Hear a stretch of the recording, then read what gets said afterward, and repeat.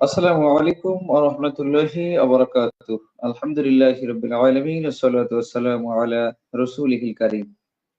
সম্মানিত দর্শক শ্রোতা, আপনারা যারা যেখান থেকে যুক্ত হয়েছেন আপনাদের সকলকে আন্তরিক মোবারকবাদ জানাচ্ছি। ঈদুল আযহা সকলেরই আশা করি ভালো হয়েছে। ঈদুল আযহার ঈদ আনন্দ সকলের মাঝেই বয়ে গেছে আমি আশা করি। ঈদের পরে আমরা আবার লাইভ শো অনুষ্ঠান শুরু করেছি। আজকে আমাদের লাইভ শো প্রোগ্রামে অতিথি হিসেবে যোগ দিয়েছেন বাংলাদেশের আ ঐতিহ্যবাহী আ দহগ্রাম, লালমনিরহাট জেলার ভিতরে খুবই গুরুত্বপূর্ণ একটি স্পট দহগ্রাম, পাটগ্রাম থানার অন্তর্গত। সেই দহগ্রাম ঐতিহ্যবাহী একটি জায়গা। যে দহগ্রামে সারা বাংলাদেশের পর্যটক বিভিন্ন সময়ে আ মানে পর্যটকেরা সেখানে ঘোরার জন্য যান। শিক্ষার জন্য অনেক কিছু বিষয় সেখানে থাকে। আমরা আ সেখানকার একজন আ সুনামধন্য আলেমে দ্বীন আ মাওলানা আশরাফুল ইসলাম আশিকি সাহেবকে আমরা আজকে আমাদের লাইভ শো প্রোগ্রামে ইনভাইট করেছি। তিনি যুক্ত হয়েছেন। তার এত গুরুত্বপূর্ণ সময় ব্যয় করবার জন্য আমি তাকে আন্তরিক মোবারকবাদ জানাচ্ছি। জি মহতারাম, আপনি কেমন আছেন? মাশাআল্লাহ, আলহামদুলিল্লাহ ভালো। আপনি আ আজকে যে জায়গা থেকে আপনি আমাদের সাথে যুক্ত হয়েছেন, সে জায়গাটা অবশ্যই একটি গুরুত্বপূর্ণ জায়গা। বাংলাদেশের একটি আ খুবই গুরুত্বপূর্ণ জায়গা এবং আ পর্যটন কেন্দ্র হিসেবে বলা যায়। এখানে বাংলাদেশের বিভিন্ন জেলা থেকে বিভিন্ন স্টুডেন্ট আপনাদের দহগ্রামে ৩ বিঘা করিডোর, আঙ্গরপোতা, বঙ্গের বাড়ি, আপনার এই জায়গাগুলো দেখার জন্য কিন্তু বিভিন্ন জায়গা থেকে আ বাংলাদেশের বিভিন্ন পর্যটক কিন্তু যায়। আজকে আপনি সেখান থেকেই যুক্ত হয়েছেন। আ আমি তো জানি আপনি একজন বাংলাদেশের প্রখ্যাত আলেমে দ্বীন। আমরা আপনার কাছ থেকে পর্যায়ক্রমে আ আলোচনা শুনবো।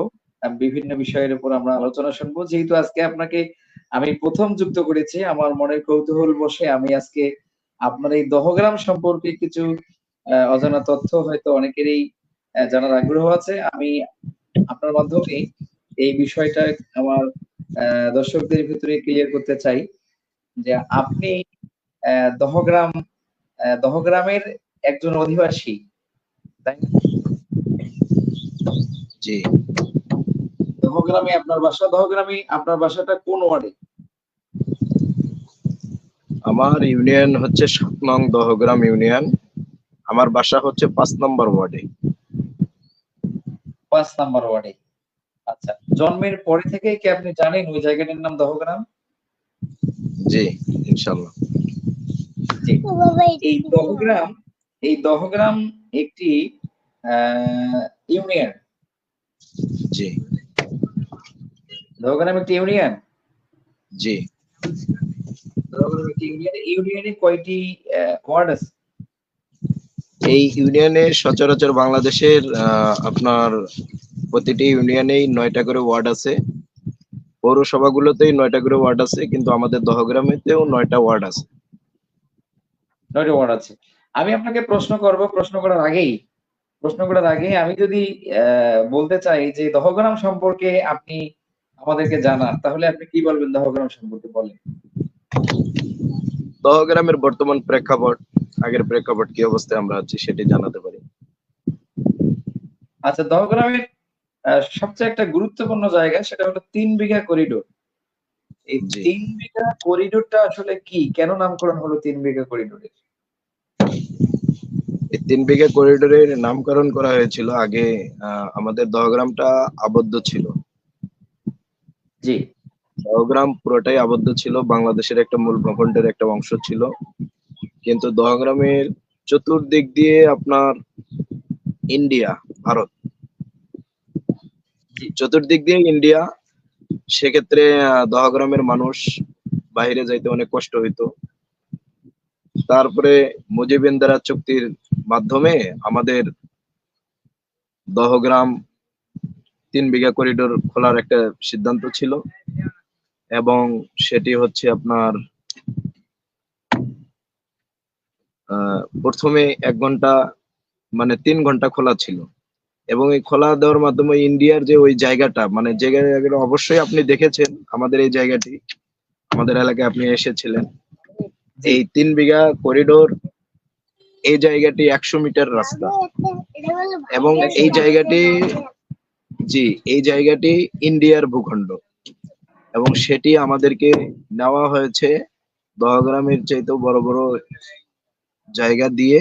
বেরোবাড়ি নামক যে সিট আছে ওই সিট দিয়ে আমাদের ওইটুক জায়গা নেওয়া হয়েছে এবং ওই জায়গাটা ওদের তত্ত্বাবধানে চলে, এজন্যই আমাদের নামকরণ করা হয়েছে করিডোর। করিডোর, আচ্ছা আচ্ছা। নিয়ন্ত্রণ ওদের আচ্ছা তত্ত্বাবধানে। আচ্ছা, এই আর 3 বিঘা বলা হয় কেন? 3 বিঘা বলা হয় কেন?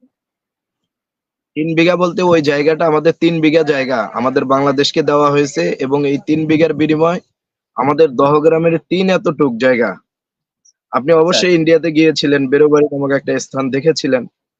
ওই জি। স্থানটা আমাদের বাংলাদেশের এবং তারা সেটা নিয়ে নিছে ওই 3 বিঘা জায়গা দেওয়ার কারণে। আচ্ছা, এই 3 বিঘা করিডোর আসলে জি। মানে শুরু হয়েছিল কত সালে? কত তারিখে শুরু হয়েছিল? উদ্বোধন হয়েছে কত তারিখে? আহ সঠিক আমার এই মুহূর্তে ওইটা জানা নেই, কিন্তু 1992 সালে সম্ভবত আমাদের এই, ১৯৯২ সালে। জি, ১৯৯২ সালে। আপনাদের দহগ্রামে আর দেখার মতো আর কি আছে?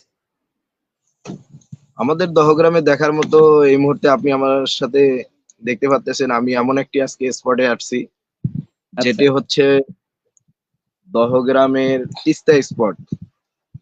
আমি তিস্তার পাড়ে এসে আপনার সাথে লাইভ প্রোগ্রাম করছি এবং আচ্ছা, এটাও আচ্ছা। আমি জাতিকে জানাই দিতে চাই যে আমরা দহগ্রামের মানুষ বাস করছি, কিন্তু আমাদের সব দিক দিয়েই ঠিক আছে, কিন্তু তিস্তা কবলটা আমাদের অনেক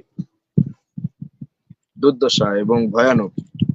তারপরে যাই হোক, মানে অনেক বাঁধ হয়ে গিয়েছে, আর কিছু বাঁধ ফাঁকা আছে। এই বাঁধগুলো হয়ে গেলে হয়তো আমরা অনেকটা স্বাবলম্বী হয়ে যাব ইনশাল্লাহ। জি। তাহলে আপনাদের দহগ্রামে প্রচলিত একটা খুব মানে পরিচিত নাম, সেটা হচ্ছে আঙ্গুর পোতা। এই আঙ্গুর জি, পোতাটা কি জায়গার নাম? জি, এটা একটা জায়গার নাম, দহগ্রামের একটা মৌজা। দহগ্রামের দুইটা ভাগ আছে, দহগ্রামের একটা কয়টা হলো মৌজা? মানে যেমন গ্রাম থাকে না, যেমন দেখা যাচ্ছে যে এটা গ্রাম অমুক, এটা গ্রাম অমুক। দহগ্রামটার মনে করেন যে দুইটা মৌজা আছে, যেমন আমাদের দলিল বা জমি রেজিস্ট্রি মানে এরকম একটা গ্রাম। তা সেক্ষেত্রে আঙ্গরপোতা একটা আহ জায়গা, সেটা মৌজা হিসাবে ইয়া হয়। আরেকটা হচ্ছে যে আমাদের এখানে বিজিবি ক্যাম্প দুইটি আছে দহগ্রামে। দুইটা ক্যাম্প দুইটা এরিয়া ভাগ করে নিয়েছে, যার মধ্যে একটি হচ্ছে আঙ্গরপাতা এরিয়া আর একটি হচ্ছে দহগ্রাম এরিয়া। ক্যাম্পগুলো আপনার না থাকার পিছনে আগে থেকে আপনার পিছনে যা দেখা যাচ্ছে, আপনার পিছনে তিস্তা নদী, তিস্তা জি, নদীর ওপাশে, তিস্তা নদীর ওই পারে কি ভারত? হ্যাঁ, ওই পারে ওইটা ভারত দেখা যাচ্ছে। ওই তিস্তা ভারতের নদীর পরে ওই আবার পারেই ভারত বাংলাদেশ। দেখা যাচ্ছে। জি, তিস্তা ভারত দেখা নদীর যাচ্ছে। উপরে ওইটা। জি। মানে রাতের বেলায় সেখান থেকে ভারতের লাইট দেখা যায়। না, এদিকে ওরকম তত বেশি লাইট দেওয়া হয় না, অন্য জায়গায় দেওয়া হয়। হালকা পাতলা লাইট আছে, যেমন দেখা যাচ্ছে এই পাশে পশ্চিমে ওরা কিছু মানে দূরত্ব, মানে অনেক দূরত্ব দূরত্ব একটা করে লাইট দিয়ে রাখছে। 3 বিঘা করিডোরের মতো অত বেশি লাইট এখানে লাগানো হয় নাই। 3 বিঘা করিডোর কি এখন দিন-রাত ২৪ ঘন্টায় খোলা থাকে? জি, ইনশাল্লাহ এখন দিন রাত 24 ঘন্টা আমাদের 3 বিঘা করিডোর খোলা। মানে পর্যটকদের জন্য সবসময় অনুমতি আছে? জি, ইনশাল্লাহ সবসময় তারা আসতে পারবে। রাত 12টার পরে যদি কেউ আসে, সেটা আমাদের এলাকার হোক আর আপনার বাহিরের হোক, সেটা অবশ্যই সন্দেহজনক। যাই হোক, একটি ঐতিহ্যবাহী আহ জায়গায় আপনি বসবাস করতেছেন। একটি ঐতিহ্যবাহী জায়গায় আপনি বসবাস করেই আপনাকে কেমন লাগতেছে? আপনার ফিলিংসটা কি? কেমন লাগে? আলহামদুলিল্লাহ, মানে আমি তো শহরেও ছিলাম, শহরের ফিলিংস আর গ্রামের ফিলিংস অনেকটা পার্থক্য। আর বিশেষ করে আমার দহগ্রাম, পাশে আমার তিস্তা নদী, মানে এ পাশে তিস্তা নদী, এ পাশে আবার ইন্ডিয়া। সেক্ষেত্রে যখন তিস্তা নদীর পাড়ে আসি তখন মনে হচ্ছে যে একটা নির্ভেজাল মুক্ত একটা আবহাওয়া পাই, এটাতে অনেক ভালো লাগে, আবহাওয়াটা ভালো এবং অনেক মানে বাংলাদেশের বিভিন্ন মানে জেলা থেকে ফিলিংস। যখন পর্যটক আপনাদের দহগ্রাম দেখার জন্য যায়, তখন আপনাদেরকে কেমন লাগে? মাশাআল্লাহ, আলহামদুলিল্লাহ। এটা শুধুমাত্র তাই নয়, আমি বাংলাদেশের তো বিভিন্ন জেলায় সফর করেছি। আহ আমি গত বছর 20শে ডিসেম্বর খাগড়াছড়িতে গেছিলাম। সেখানে দেখতেছি যে ওইখানকার ওই লোক বলতেছে যে বাংলাদেশের উত্তরবঙ্গে একটি জায়গা আছে। হুজুর, আপনি তো লালমনিরহাট থেকে আসছেন, রংপুর থেকে। তা লালমনিরহাটে একটা জায়গা আছে 3 বিঘা করিডোর দহগ্রাম। সেটি কি আপনি গিয়েছিলেন কখনো, কি দেখেছেন? তখন তো আমি বলতেছিলাম, আমি একটু মানে ছোট্ট একটা মুচকি হাসি দিয়েছিলাম, তাবাসসুম। হাসি দেওয়ার কারণে বলতেছে, নিশ্চয়ই হুজুর, ওটা কিরকম? আমরা তো যাই নাই, কিন্তু আমরা এটা দেখেছি, এটা বিষয়ে অনেক কথা হয়। পত্রিকায় লেখালেখি হয়েছিল যখন ওই যে আপনার বাংলাদেশের সিট গুলো বিনিময় হলো।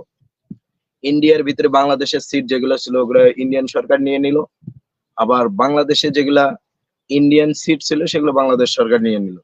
তা বললো যে সেক্ষেত্রে দহগ্রাম আঙ্গরপোতা তো ইন্ডিয়ার ভিতরে, এটি কেন নিল না? আর ওই জায়গাটা নাকি খুব সুন্দর জায়গা। আমরা ওই জায়গাতে যাইতে চাই, বা আমরা প্ল্যান করেছি যে সামনে আমরা কখনো যদি কোনো ট্যুরে যাই তাহলে দহগ্রাম আঙ্গরপোতায় যাব। তা আমি ওদেরকে বললাম শেষে গিয়ে যে দহগ্রাম আঙ্গরপোতায় আমার বাসা। পরে তো ওনারা বললো যে মাশাআল্লাহ, আলহামদুলিল্লাহ, আপনার বাসা যাদব, তাহলে তো আমাদের আরো একটা স্পেস ভালোই হলো, আপনার এখানে 2-1 দিন আমরা থাকতে পারবো। তা সেক্ষেত্রে দহগ্রাম আঙ্গরপোতা সারা বিশ্বে মনে করেন যে দহগ্রাম আঙ্গরপোতার একটা নাম আছে।